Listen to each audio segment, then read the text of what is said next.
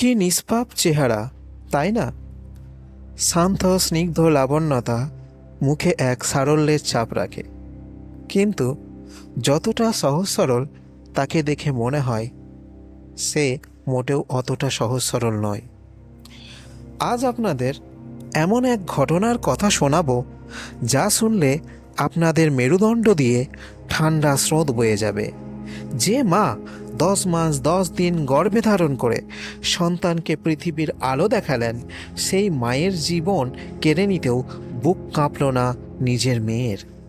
হ্যাঁ, রাজস্থানের জয়পুর থেকে সামনে এসেছে এমনই এক চাঞ্চল্যকর এবং রোমহর্ষক ঘটনা, যেখানে সম্পত্তির লোভ আর একটা সরকারি চাকরির জন্য নিজের মাকে চলন্ত গাড়ির নিচে পিষে মারার ছক কষল স্বয়ং নিজের মেয়ে, তাও আবার পুরো 7 লক্ষ টাকা খরচ করে।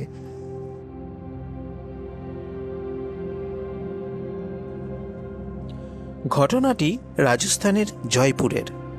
নিহত মহিলার নাম নীরজ শর্মা, যিনি পেশায় ছিলেন একজন কোর্টের ক্লার্ক। কিছুদিন আগে একদিন সকালে প্রতিদিনের মতোই তিনি বাড়ি থেকে বের হয়েছিলেন, কিন্তু রাস্তায় একটা দ্রুতগামী গাড়ি তাকে সজোরে ধাক্কা মারে।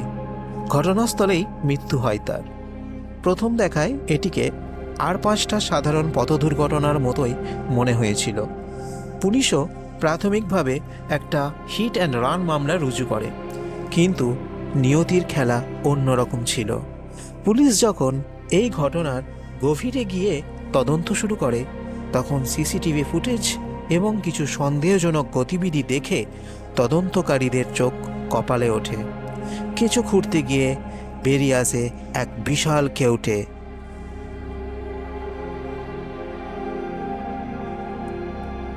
পুলিশ তদন্তে নেমে জানতে পারে এই মৃত্যু কোনো সাধারণ দুর্ঘটনা ছিল না, এটি ছিল ঠান্ডা মাথায় করা একটা সুপারি কিলিং।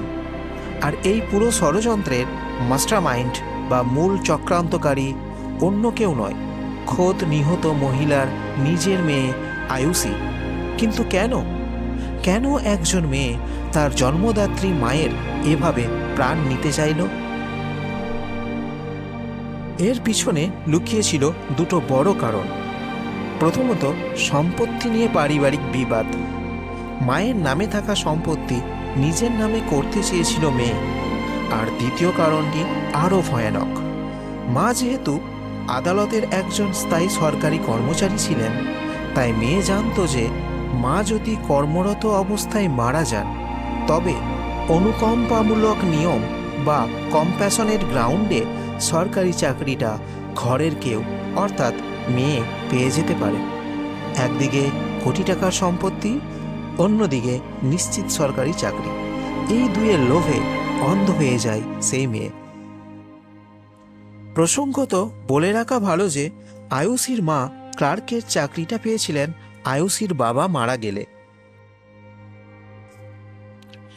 মাকে রাস্তা থেকে চিরতরে সরিয়ে দেওয়ার জন্য মেয়েটি একটি ফুল প্রুফ প্ল্যান বানায়। সে কিছু পেশাদার অপরাধী বা হিটম্যানদের সাথে যোগাযোগ করে। মাকে একটি সাজানো পথ দুর্ঘটনায় মারার জন্য চুক্তি হয় পুরো 7 লক্ষ টাকায়।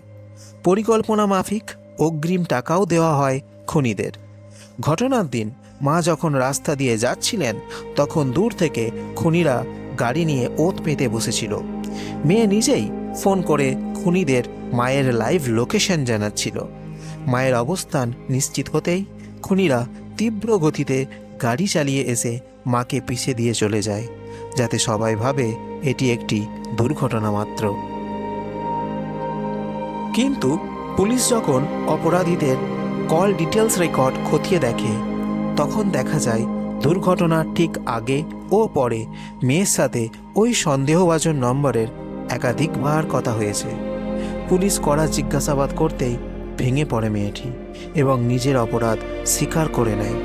পুলিশ ইতিমধ্যেই মূল অভিযুক্ত মেয়ে এবং তার ভাড়াটে খুনিদের গ্রেপ্তার করেছে। লোভ মানুষকে কতটা অন্ধ করে দিতে পারে, জয়পুরের এই ঘটনা তার এক জ্বলন্ত ও লজ্জাজনক উদাহরণ। একটা চাকরি আর কিছু কাগজের টুকরো সম্পত্তির জন্য নিজের মাকে যারা খুন করতে পারে, সমাজে তাদের কোনো ক্ষমা হতে পারে না। আইন নিশ্চয়ই তাকে কঠিনতম শাস্তি দেবে।